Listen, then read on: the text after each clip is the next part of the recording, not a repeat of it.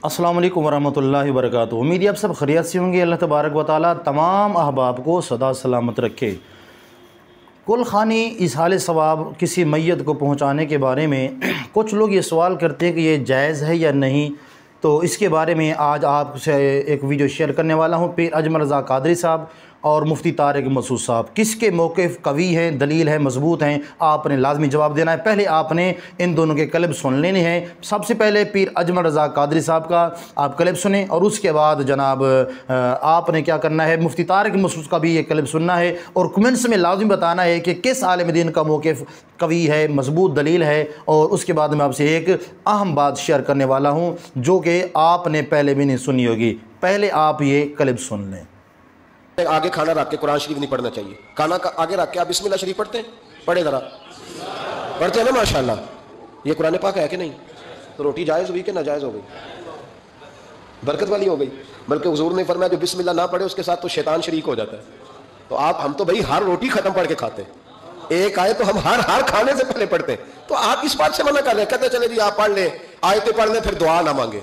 लो सुन लो, सामने खाना रख के दुआ, किस बात में उलझ गए यार? उम्मत को बड़ी बात बताओ, दुनिया बड़ी आगे चली गई, इन्हें आगे लेके जाओ। तुम क्या कर रहे हो? कहने लगा कि दुआ ना मांगे, तुम्हें तो करना मेरी बात पे, खाना आगे रख के ना मांगे। तो मैंने कहा तू साइड पे रख के मांग लिया कर, खाना दूर रख लिया, दुआ यहां मांग ली, हमें कोई एतराज है, लेकिन मांगा कर, दुआ मांगा कर। अब हदीस मुस्लिम सुन ले, सही मुस्लिम की हदीस है। रसूल करीम अलैहिस्सलाम के सहाबा तबूक से वापस आ रहे थे और वो सैकड़ों में नहीं हजारों में थे।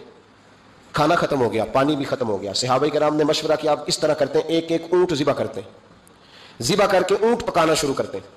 खत्म शरीफ की बात अर्ज कर रहा हूं क्योंकि अब खत्म हो गया। सारे जमा होकर हजरत उमर के पास गए, कहने लगे हुजूर इस तरह करें, हम एक एक ऊंट अब ज़िबा करेंगे और उससे खाएंगे। हजरत उमर फरमाने लगे ऊंट ज़िबा कर लोगे तो सवारी किस पे करोगे?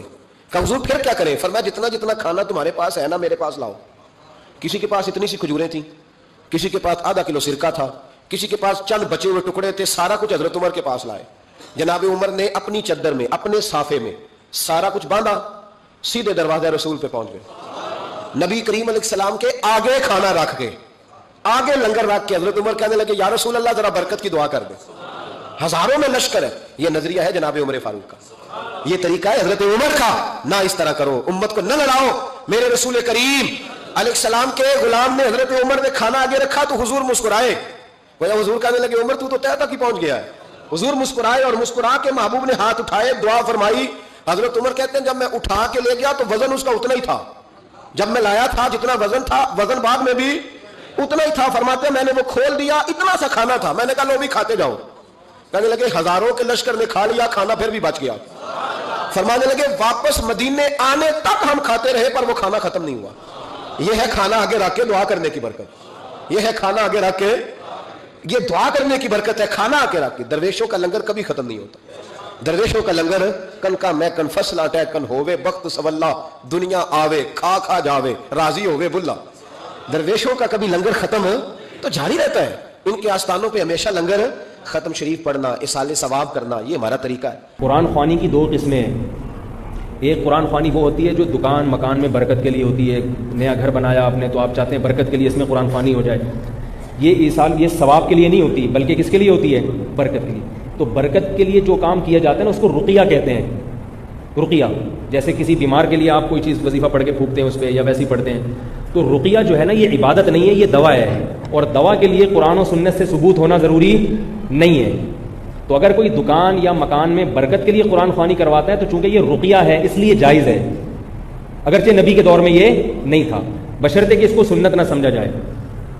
और अगर कोई मैयत के मरने के बाद ईसाले सवाब के लिए कुरान ख्वानी करवाता है तो ये रुकिया नहीं है बल्कि इबादत है ना।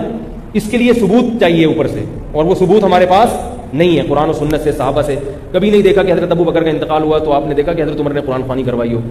इसमें यह है कि जो जहाँ है जैसे है अपनी तरफ से जो भी मैयत को पढ़ के सवाब पहुँचा दे या सत्ता कर दे, इसके लिए इज्तिमा करना, लोगों को बुलाना, ये अमल बिदअत है।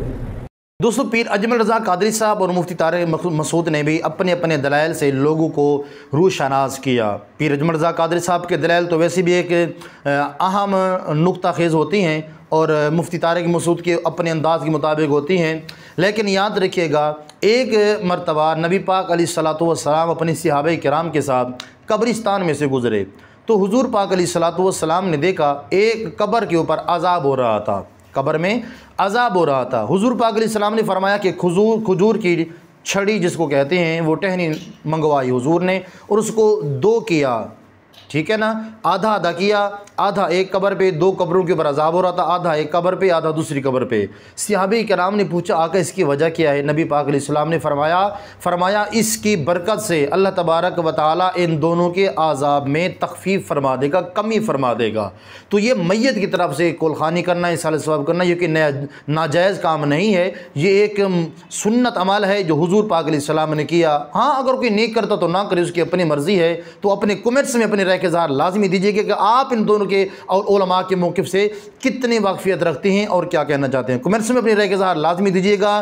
اگر چینل پہ نیو ہے سبسکرائب کر کے جائیں، ویڈیو کو لائک کر کے لازمی جائیے گا۔ ملتے ہیں اگلی ویڈیو میں۔ السلام علیکم ورحمۃ اللہ وبرکاتہ۔